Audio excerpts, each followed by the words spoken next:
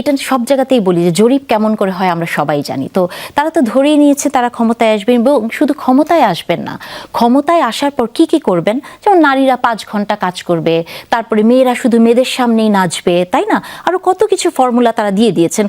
গানের শিক্ষক থাকতে পারবে না। তাহলে আপনি কি করে ভাবছেন যে জামাতের ক্ষমতা খুব কম?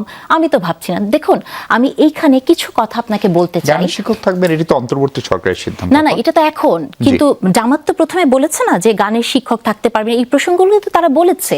আপনি মনে করছেন যে আমরা তো সবসময় এটা বলি যে সরকারের ভেতরে সরকার, শ্যাডো গভর্নমেন্ট, তাই না?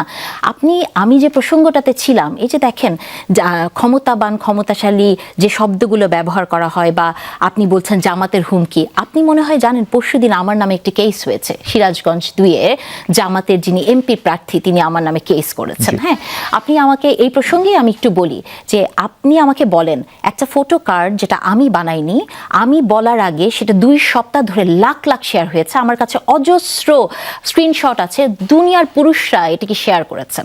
জামাতকে দুনিয়ার পুরুষরা মুনাফেক বলেন, জামাতকে বলেন যে শিবির মিথ্যাবাদী, এই কথা বলেন যে জামাতের লোকজন কাফের, এগুলোও তো বলেন। আপনি কি কখনো দেখেছেন কোনো পুরুষের বিরুদ্ধে জামাত মামলা করেছে টকশোতে কথা বলার জন্য? জামাত এই মামলাটি করেছে, আমাকে করেছে, কারণ আমি হচ্ছি সেই নারী যে নারী এখানে বসে প্রশ্ন করি যে জামাতের আমির কি করে বলেন যে তিনি একটি ইন্টারভিউতে বলেছেন যে নারীকে যখন আপনি রোজগারের কাজ করতে দিবেন সেটা তার প্রতি ইনজাস্টিস করা হবে, তাই না?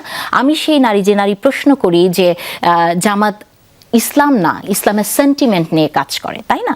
বা জামাতের তো কেস করা দরকার ছিল সেই মৌলানা ভাসানীর উপর, কারণ তিনি বলেছেন যে নীল নদের পানি যেমন নীল নয়, জামাতি ইসলামের ইসলাম তেমন ইসলাম নয়, তাই না? তাহলে এত যে ওনাদের মানহানি হয়, হ্যাঁ, ওনাদের এই যে হুমকিগুলো ওনারা দেন, আপনি কি মনে করেন যে এটা শুধু একটা সাধারণ কোনো কিছু? তাদেরকে অত্যন্ত সচেতনভাবে বুঝতে হবে যে তার নিজের জায়গাটা কোথায়। যেমন এই ভাইয়ের একটি কথা আমি বলি, শব্দের ব্যবহার আপনি দেখেন, উনি একটি রাজনৈতিক পরিসরকে ডিভোর্স, বিয়ে, আওয়ামী লীগের প্রশ্নে আমরা সবাই একমত। হ্যাঁ, ওনাদের একজন নেত্রী কিন্তু কয়েকদিন আগে বলেছেন যে আওয়ামী লীগ এবং জামাত মুদ্রার এপিটোপিট। তাসনুবার এই ভুলটি আমি ভাঙিয়ে দেই যে আওয়ামী লীগের প্রশ্নে এই মুহূর্তে জামাত একমত নয়। হ্যাঁ, কারণ আমার যে কেসটি করা হয়েছে, আপনি যদি আরজিটি দেখেন মিশু, আরজির মধ্যে লেখা আছে যিনি কেসটি করেছেন উনি প্রফেসর, ওনাকে লিখেছেন প্রফেসর জাহিদুল ইসলাম। এটা আবার বলে রাখি যে এটা ডেইলি স্টারে তাকে প্রফেসর লিখেছে, এই প্রসঙ্গে আমি আরেকটু পরে কথা বলছি। তো সেই আরজিতে লেখা আছে যে আমি আওয়ামী লীগের ভোট পাবো, আমি নিশ্চিত। আওয়ামী লীগের সাথে আমার অত্যন্ত সুসম্পর্ক আছে, আমি লাইন টু লাইন মুখস্থ নাই, যিনি মামলার বাদী এবং উনি এমপি প্রার্থী সিরাজগঞ্জ 2-এর। তাহলে আমরা যে ভাবি যে আওয়ামী লীগের ক্ষেত্রে জামাত, বিএনপি এগুলো কোনো ভাগ নাই, সবাই হচ্ছে অ্যান্টি আওয়ামী লীগ, আসলে না। জামাতের সাথে আওয়ামী লীগের এক ধরনের সখ্যতা কিন্তু তৈরি হয়েছে।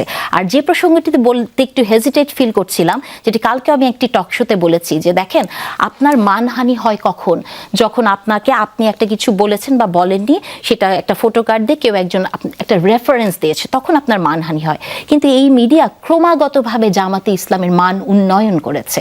যেমন ধরেন যিনি কেসটি করেছেন, ডেইলি স্টার লিখেছেন প্রফেসর জাহিদুল ইসলাম প্রফেসর নাহরিনের এগেইনস্টে কেস করেছেন। ডু ইউ নো মানে এই প্রফেসররা কারা?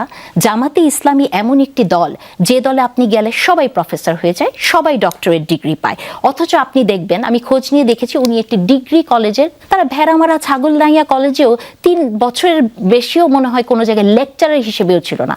আমি আজকে 21 বছর শিক্ষকতা করে আমি অধ্যাপক হয়েছি, আমার অধ্যাপকতা নিয়ে তারা প্রশ্ন তোলেন, কিন্তু তারা যে এইভাবে অ্যাবিউজ অফ ডেজিগনেশন তারা যে এটা ব্যবহার করেন, তাতে তাদের কিছু হয় না।